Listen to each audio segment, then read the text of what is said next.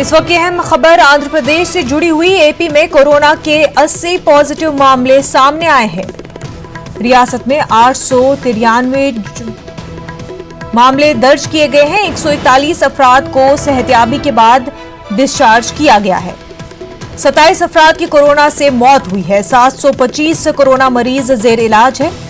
जिला कुरनूल में सबसे ज्यादा 234 मामले हैं। जिला गुंटूर में 195 मामले, श्रीकाकुलम और विजयनगरम कोरोना से पाक है।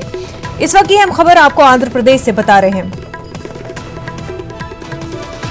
आंध्र प्रदेश से जुड़ी हुई अहम खबर आपको बता रहे हैं। श्रीकाकुलम और विजयनगरम कोरोना से पाक है, तो वहीं जिला करनूल सबसे ज्यादा 234 मामले जिला करनूल से है और जिला गुंटूर में 195 मामले हैं कोरोना के। एपी में कोरोना के 80 पॉजिटिव नए मामले सामने आए हैं। रियासत में 893 मामले दर्ज किए गए हैं। 141 अफराद सेहतियाब भी हो चुके हैं। 27 अफराद की कोरोना से मौत हो चुकी है। एपी में 725 कोरोना मरीज अभी जेर इलाज है।